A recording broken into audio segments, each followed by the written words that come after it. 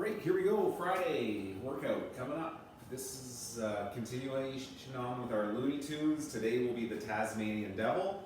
So you've got a rough idea what's coming. With that, let's get into our warm up. The workout's going to be really a whole body workout. So we're going to do some things here that we can get the whole body loosened up and warmed up. So with that, we're going to start out. It's the 3 rounds. So just work through all these movements, steady pace for 3 rounds, get the heart rate up a little bit, get the muscles firing a little bit, limbered and loose, ready to go. So with that, we're gonna start out with 20 wide mountain climbers.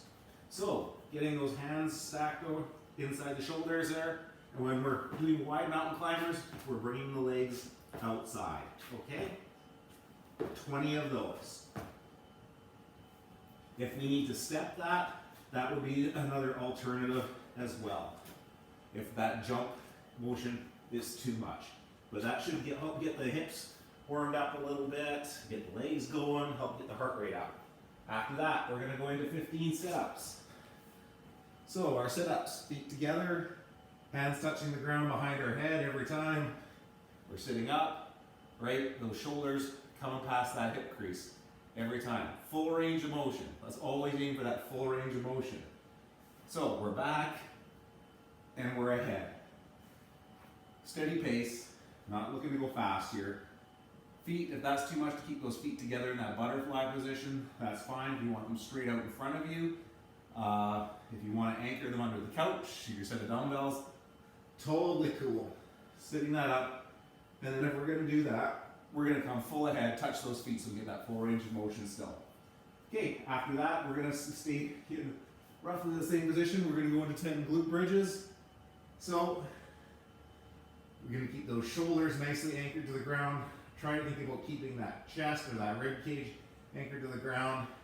And just lifting up those glutes and squeezing those glutes. This is more of a tempo thing. I like to think not fast up. Almost pause for a second and squeeze each rep, so that way we know if we squeeze, we're feeling that fire back there in the glutes. Maybe a little bit in the hamstrings, but we want to be firing here on those glutes. That's what's going to help us protect knees, hips, and all that other good stuff, and lower backs. Once we get those going. Okay, 10 of those. After that, we're going to work our way through 5 inchworms. So inchworms, I prefer to keep my feet wide apart because when we're coming up, it's a little easier on the hip. There's some limited hip mobility there. Although I'm sure everyone's been doing lots of yoga on their active recovery day, so that's probably not a problem. But anyways, we're walking that out. We're into our push-up, right? We're still keeping those hands inside the shoulders, pushing it up straight, and walking that back out. All right, if that is too much for you to do the full push-up, we can still go down, walk it out. Once we get our hands into the right position, put those knees down on the ground at that point, do our push-up, drive that up, lift those knees, and walk that back, okay? But you find that comfortable position, whether you want your feet in tight or far apart.